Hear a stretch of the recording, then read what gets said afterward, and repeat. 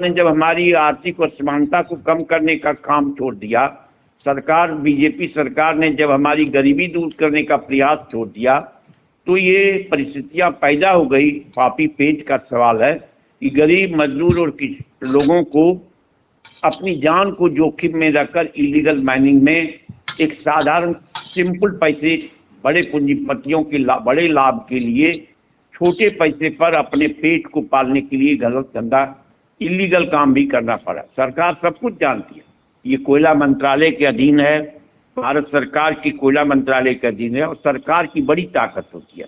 सरकार कानून को पार्लियामेंट में पास, हमारे जनप्रतिनिधियों की बड़ी ताकत है।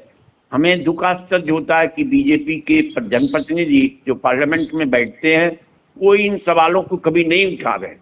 उनकी क्या मजबूरियां मैं नहीं जानता, मैं उनके खिलाफ नहीं, लेकिन मेरी समझ और सोच में नहीं आता कि पार्लियामेंट में मजदूरों की आवाज क्यों नहीं उठ रही है। पार्लियामेंट में इनक्रेडिबल डिजीज में सफरर मजदूरों की आवाज नहीं उठी। पार्लियामेंट ने जबरदस्ती हमारे वेज बोर्ड के कानून के मुताबिक प्राप्त 1979 से प्राप्त असाध्य रोग से पीड़ित मजदूरों के बच्चे की नौकरी को लगभग 2.5 लाख मजदूर आज भी भटक रहे हैं, उसकी नौकरी पर कोई चुप रहा। और हमारे जनप्रतिनिधि भी जो बहुत बहादुर बनते हैं वो भी आवाज नहीं उठाए, अपनी सरकार पर दबाव नहीं दे सके। हमारे फीमेल बीआरएस के मजदूर भी भटक रहे हैं, उनके बच्चे रो रहे हैं, दर पढ़े लिखे। 3-3 पीढ़ियां हमारी आज बेरोजगारी के चलते तबाह हो गई है। आज हालात ऐसी हो गई है कि दर भटक रहे हैं और लॉ एंड ऑर्डर का प्रॉब्लम बढ़ती जा रहा है। कानून व्यवस्था इसलिए बढ़ रही है कि घर में जब रोजी आप आदमी थोड़ा ही माने ऐसी स्थिति हो गई है कि जिंदगी जीना मुश्किल हो गया, बच्चे को पढ़ाना मुश्किल हो गया। शिक्षा सरकार ने महंगा कर दिया, स्वास्थ्य सरकार ने महंगा कर दिया, हॉस्पिटल महंगे कर दिए, दवाई सरकार ने महंगा कर दिया, पेट्रोल डीजल महंगा कर दिया, गैस सिलेंडर महंगा कर दिया, सब्जियां महंगी कर दी, चावल महंगा कर दिया, दाल महंगा कर दिया, कड़वा तेल महंगा कर दिया, आलू महंगा कर दिया। हर हमारी थाली की जो चीजें हैं उसकी कीमत इतनी बढ़ गई कि हम एक पेट भोजन करने में भी परिवार के लोगों के साथ हिम्मत नहीं कर पा रहे। लेकिन सरकार लंबी चौड़ी बात करती है, सरकार को करने का अधिकार है जब सत्ता में बैठी है, लेकिन सरकार को जो जवाबदेही देश की जनता ने दिया था, बीजेपी सरकार को जो भरोसा दिया था और जो हमारी सरकार कहती थी कि सबका साथ, सबका विकास, सबका विश्वास, लेकिन आज ना तो किसी का विकास हो रहा है, ना विश्वास जीता जा रहा है, ना भरोसा जीता जा रहा है, ना लोगों की हालात और परिस्थितियों को सुधारा जा रहा है। नतीजा हो रहा है कि आज नई नई घटनाएं घट रही हैं कोलपिन में, जिसकी चर्चा आपने शुरू में किया, जिस पर आपने प्रतिक्रिया व्यक्त करने का था। सैकड़ों लोग जमींदार हो गए, लेकिन आज कोयला मंत्री अगर चाहे, आज भारत की सरकार का कोयला मंत्रालय चाहे तो 1 घंटे में सब कुछ बंद हो सकता है। सरकार की इतनी बड़ी ताकत है, लेकिन क्यों नहीं सोच रही है हमारा कोयला मंत्रालय? क्यों नहीं कोयला मंत्री चुप है?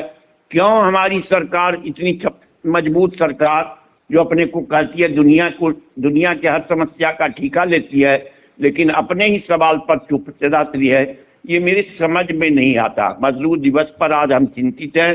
आज मजदूर दिवस पर और हम इंटेक के स्थापना दिवस पर देश के मजदूरों से, देश के सभी श्रमिक संगठनों से अपील करते हैं। हम ये कहना चाहते हैं, हम सरकार को सकारात्मक सहयोग देना चाहते हैं, हम सरकार को रचनात्मक सहयोग देना चाहते हैं, लेकिन मजदूरों के हालात को सुधारना भी उनका कर्तव्य है। ये मजदूर हिंदुस्तान के हैं, ये गरीब मजदूर हिंदुस्तान की आज़ादी की लड़ाई में शिरकत किए हैं, इनके परिवारों ने शिरकत किया है, इन्होंने कुर्बानियां दी है। हर मामले में समाज के हर तबके में मजदूरों की एक अहम भूमिका रही है, लेकिन आज हमारी सारी भूमिकाओं को नजरअंदाज किया जा रहा है। चंद पूंजीपतियों को लाभ पहुंचाया जा रहा है। गरीब शोषित पीड़ित की आंसू पोंछने का हम कोई काम नहीं कर रहे, मजदूरों के आंसू पोंछने का हम काम नहीं कर रहे। हमने कोल इंडिया को बेबस कर दिया है, हमने कोल इंडिया को आर्थिक रूप से पंगु कर दिया। हम सिर्फ विज्ञापन पर जिंदा हैं, हम रोज लोगों के दिमाग को भ्रमित कर रहे हैं, हम लोगों को गलत सूचना दे रहे हैं। सच्चाई को कबूलना होगा। हम मजदूरों को संडे पर लड़ने के लिए मजबूर कर रहे हैं, हम मजदूरों की वेतन बढ़ोतरी पर चिंता नहीं करते हैं, हमने पिछले 12 वर्ष में हमारी सरकार बीजेपी गवर्नमेंट ने मजदूरों की वेजेज को नहीं बढ़ाया, 100-150 रुपये भी नहीं बढ़ा। लेकिन आज हमारी जो आर्थिक हालात है, जब डॉलर के मुकाबले रुपया का वैल्यू घटता है, आज 95 से ऊपर हो गया। यही हमारी जो बीजेपी के नेता हैं, ये भी पहले से चिल्लाते थे पार्लियामेंट के अंदर, चाहे श्रीमती सुषमा स्वराज जी नहीं रही हों, चाहे आज जो है अटल जी नहीं हों, लेकिन देश को महत्ता देते थे और कहते थे कि देश को इन सारे हालात पर सोच रहा हूँ। 1 रुपया अगर जिस दिन डॉलर का अति होता है, मुकाबले रुपया घटता है, कमजोर होता है, तो 1 रुपया कमजोर होने पर 78,000 करोड़ रुपए का नुकसान भारत की अर्थव्यवस्था पर पड़ता है। लेकिन इस ओर सरकार क्यों चुप है? इस पर सरकार क्यों नहीं कुछ कर पा रही है?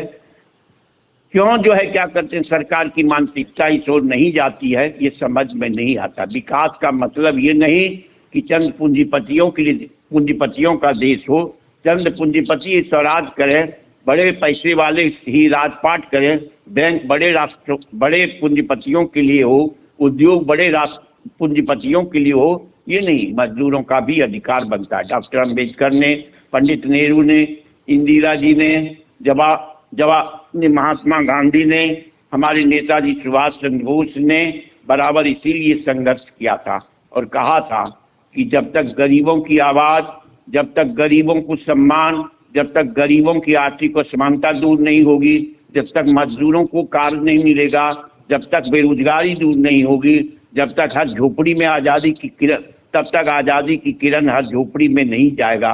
मजदूर खुशहाल हो, मजदूरों की आवाज को, मजदूरों की हिस्सेदारी हो सरकार में, मैनेजमेंट में, एडमिनिस्ट्रेशन में, और वहां उसको लगे ये देश हमारा है, तभी देश का बड़ा उद्धार हो सकता है। लेकिन देश के विकास के सारे आयाम को रोक दिया गया है। आज सार्वजनिक प्रतिष्ठानों की मौत हो रही है, आज उसको जमीन, कोल इंडिया की जमीन, बीसीसीएल की जमीन लूटी जा रही है, बीसीसीएल के मकान लूटे जा रहे हैं, बीसीसीएल के कोयला लूटे जा रहे हैं। लेकिन वहीं दूसरी ओर बीसीसीएल के जो मजदूर हैं उस पर रोजगार नहीं, पढ़े लिखे लोग भटक रहे हैं, लेकिन उनको रोजगार नहीं, उनके जो एम्प्लॉयमेंट के रास्ते बंद कर दिए गए हैं। और आज जहां हम 1,78,000 परमानेंट मजदूर थे, वहां हम मात्र 32,000 भी एम्प्लॉय नहीं रह गए हैं।